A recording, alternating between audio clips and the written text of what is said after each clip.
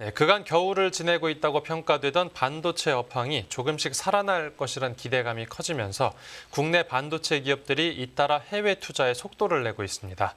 관련 내용 기업금융부 김경림 기자가 취재해 왔습니다. 안녕하십니까? 안녕하세요.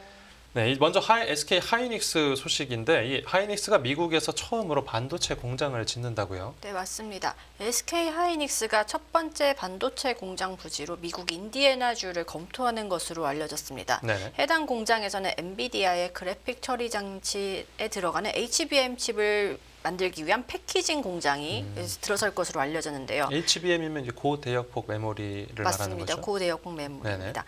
현재 SK 하이닉스는 그 HBM 시장에서 세계 1위를 하고 있는데 미국의 패키징 공장을 세움으로써 엔비디아는 물론이고 이제 AMD라든가 뭐 애플 등 주요 고객사의 공급망을 좀 더 확대할 수 있을 것으로 보입니다. 패키징 공장이요? 네. 그 반도체 패키징 공정 기술 먼저 말씀드려야 될 것 같은데요. 반도체 제조 공정은 그 웨이퍼, 동그란 판에 회로를 새기는 전 공정과 이렇게 새긴 회로를 반도체로 착착착 쌓아나는 후공정으로 나뉘는데요. 네. 쉽게 말해서 그 샌드위치를 생각해 보면 될 것 같습니다. 그 샌드위치에 그 다양한 재료를 어떻게 올리고 그 샌드위치를 얼마나 잘 포장하는지가 약간 관건이잖아요. 그러니까 이 맛있는 샌드위치도 포장이 잘 안 돼서 씹을 때 튀어나오면 굉장히 불쾌하지 않습니까? 마찬가지로 반도체 후공정도 같습니다. 그 실컷 좋은 재료로 잘 회로를 새기더라도 이 패키징이 수준 미달이면은 그 반도체는 좋은 반도체라고 하기가 어렵죠. 네. 그 HBM의 이 첨단 패키징을 바로 이제 포장을 잘한 샌드위치다라고 할 수 있을 것 같은데요. 칩과 칩을 착착착 잘 써와서 그 성능을 끌어올리는 게 핵심입니다. 네. 그래서 뭐 전 세계 AI 칩의 90%를 차지한 엔비디아 같은 경우가 이런 첨단 패키징 기술을 사용한 HBM을 탑재한다고 하고요. 그리고 이번 투자 자체가 그 미국 투자가 완전히 새로운 얘기는 아닙니다. 지금 네네. 말씀드렸듯이 최대 고객사, 그러니까 HBM의 최대 고객사인 엔비디아가 미국에 있기 때문에 현지에 생산 거점을 두는 거는 뭐 되게 합리적인 얘기고요. 예. 앞서 최태원 SK그룹 회장 역시 2022년에 그 조 바이든 미국 대통령과 화상 면담을 통해서 약 29조 원 규모의 투자 계획을 발표한 바 있습니다. 근데 SK 하이닉스 입장에서는 아직 뭐 인디애나주로 확정된 것은 아니다. 그리고 확정된 것은 아니다. 부지를 검토하는 단계다라는 식으로 약간 말을 아끼고 있고요. 네, 그렇군요. 이 삼성전자의 경우에는 하이닉스보다 더 먼저 이 미국의 반도체 공장을 짓고 있지 않았습니까? 맞습니다. 삼성전자는 뭐 아시다시피 삼성 오스틴 반도체라는 엄청나게 큰 반도체 법인이 아예 미국에 따로 있죠. 여기 또 텍사스 오스틴에 있는데요. 네. 그리고 최근에는 그 테일러시, 같은 텍사스 주에 있는 테일러시라는 곳에 새로운 파운드리 공장을 짓고 있습니다. 네. 그래서 삼성전자가 미국 텍사스주 테일러시에 짓고 있는 파운드리 공장의 경우에는 이르면 올해 7월부터 가동될 것으로 전망됩니다. 그 당초 테일러시 파운드리 공장의 가동 시점이 연내, 그러니까 2024년이었다는 점을 고려하면은 약 6개월 정도 당겨진 거라고 볼 수 있습니다. 네.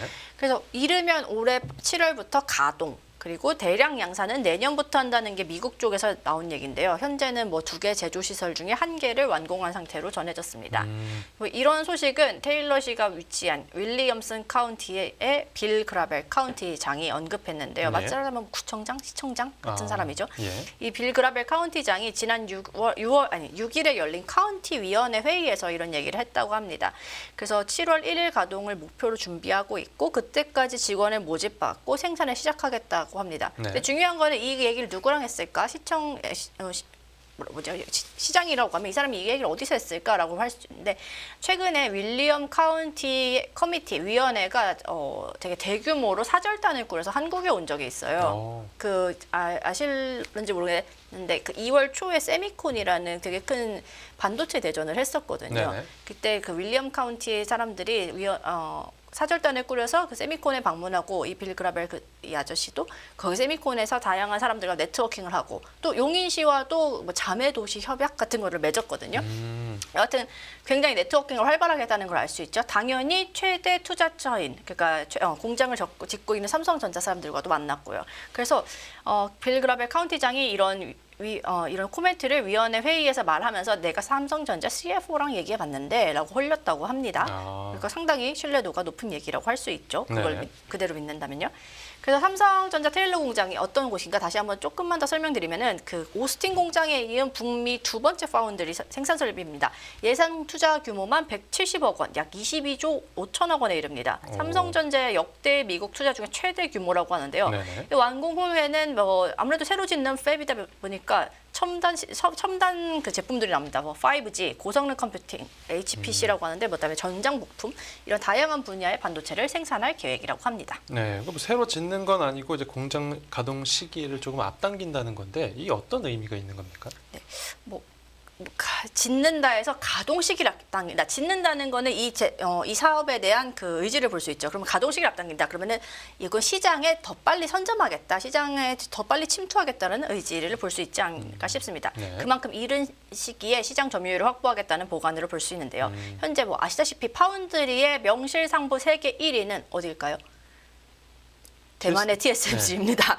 그 삼성전자는 근데 이재용 회장이 시스템 반도체 2030이라는 비전을 선포하면서 TSMC를 내가 쫓아서 반드시 2030년까지 시스템 반도체, 그 파운드리를 포함한 비메모리 반도체에서 1위를 하겠다라고 공표를 했죠. 그만큼 파운드리 사업에 힘을 쓰고 있는데요. 이제 뭐 이거는 그냥 뭐 사견이고 여담이지만 이재용 회장이 무죄도 나왔고 본격적인 이재용만의 그림을 보여줘야 되는데 당연히 그 자신이 밀고 있던 시스템 반도체를 좀 더 뭔가 가시적인 성과를 보여줘야 되지 않겠습니까? 그래서 그만큼 속도를 내고 있는 게 아닌가라고 풀이를 할 수 있습니다. 네. 뭐 그렇게 해서 공장의 성과가 없는 건 아닌데요. 이미 삼성전자 테일러 공정은 최첨단 공정인 4나노미터의 공정을 도입할 예정으로 미국의 그로크, 캐나다의 텐스토렌트라는 그 북미 지역의 숨은 반도체 강자들을 고객사로 확보한 상태입니다. 네. 그래서 뭐 그로크랑 텐스토렌트 같은 경우에는 조금 생소하실 것 같아서 설명을 드리자면은 그로크는 구글 출신의 엔지니어들이 2016년에 창업한 반도체 설계 회사인데요. 차세대 AI 칩을 만들고 있습니다. 구체적으로는 2025년 후반기부터 삼성전자 테일러 파운드리를 이용해서 생산을 시작한다고 합니다. 네네. 두 번째 텐스토렌트는 이름부터 거창합니다. 반도체의 전설 짐 켈러라는 CEO가 세운 회사인데요. 이 짐 켈러가 어떤 사람이냐? AMD를 비롯해서 애플, 그다음에 인텔, 테슬라 등의 주요 반도체를 직접 설계한 사람입니다. 반도체 설계의 전설이라고 불리만 하죠. 그래서 지금도 국내 반도체 공학과 학생들이 짐 켈러가 한국에 떴다 하면은 막 정말 인산인해를 이루어가지고 다 보러 가는 약간 셀럽 같은 존재라고 하네요. 네. 그래서 애플에서는 이 아저씨 뭘 만들었냐? A4, A5라는 애플의 대표적인 반도체를 만들었습니다. 그래서 애플 실리콘의 토대를 닦은 그런 전설적인 인물이고요. 현재 짐 켈러 아저씨의 목표는 엔비디아를 뛰어넘는 AI 칩을 설계하는 게 목표라고 합니다. 그렇군요. 이 삼성전자가 메모리 반도체 부문에서는 이제 세계 1위인데 설계나 위탁 생산 관련해서는 뭐 이제 해외 기업들을 상대적으로 뒤처지는 게 사실입니다.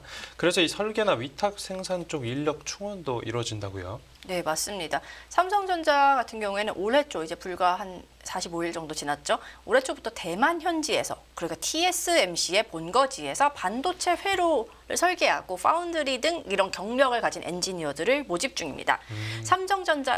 특이할 점은 삼성전자 반도체가 그동안엔 대만에 법인이 없었습니다. 네. 그래서 아직 법인을 세운다 어쩐다 하는 이게 뭐 공식적인 발표는 없었지만 반도체 법인도 없는 대만에서 파운드리 인력을 모집하고 있다는 건 그만큼 현지의 유능한 인력을 스카우트해야겠다. 그런 전략을 엿볼 수 있죠. 네. 그래서 이번에 채용된 인력은 다 대만 타이베이에서 업무를 수행한다고 하고요. 주로 대만의 팹리스 회사, 후공정 회사들을 조달하고 고객사를 확보하고 중요한 거는 대만과 중국의 반도체 시장 분석을 같이 진행한다고 합니다. 네. 그러니까 지피지기면 백전백승이다라고 하고 뭐 호랑이 굴에 들어가야 홍해랑이를 잡는다. 이런 속담을 뭐 지금 삼성전자의 파운드리 전략에 조금 적용해 볼 수 있지 않을까 싶습니다. 네. 네. 그 전까지는 근데 삼성전자가 그렇다고 TSMC 출신을 완전 경시한 건 아닌데요. 당연히 뭐 자기들이 확대하고 싶은 사업 분야에 있는 인력들, 고급 인재들 빼오고 싶겠죠. 그래서 그동안은 삼성전자 본사에서 일하는 임원들을 TSMC 혹은 출신이거나 경험이 있는 사람들을 데리고 왔습니다. 네. 대표적인 사람이 그 리준청이라는 어드밴스 패키징 사업팀 부사장과 윤세승 부사장인데요. 리준청 부사장은 2017년까지 TSMC에서 근무했던 분인데 거기서 반도체 패키징, 아까 말씀드렸죠. 패키징 후공정 분야의 전문가로 활동했다고 합니다. 그 가장 최근에는 2022년에 윤세승 부사장으로 영입했는데요. 윤세승 부사장 같은 경우에는 TSMC를 거쳐서 미국 퀄컴 등에서 파운드리 디자인을 맡았던 경력이 있다고 합니다. 네, 그렇게 다시 정리를 해보면 SK 하이닉스는 공장을 새로 짓고 그리고 삼성전자는 공장을 더 일찍 가동하겠다라는 방침인 건데 그러면 기존 계획보다 이 투입하는 자금도 더 늘어나는 겁니까?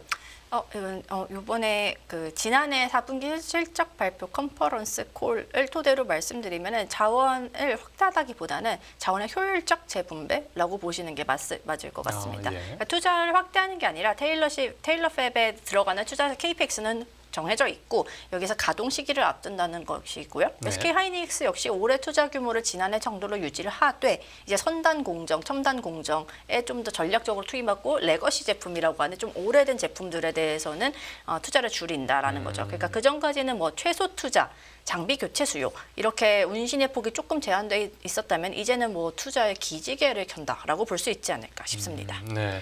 끝으로 이제 두 기업들이 모두 그 반도체 업황이 살아날 거라는 기대감 때문에 뭐 이제 이런 결정들을 내린 걸 텐데 올해 반도체 업황 전망 이 전문가들은 어떻게 보고 있습니까?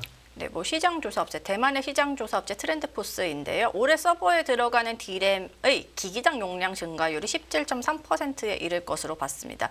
지난해는 13%대였다는 점을 고려하면 상당히 많이 개선됐다고 할 수 있죠.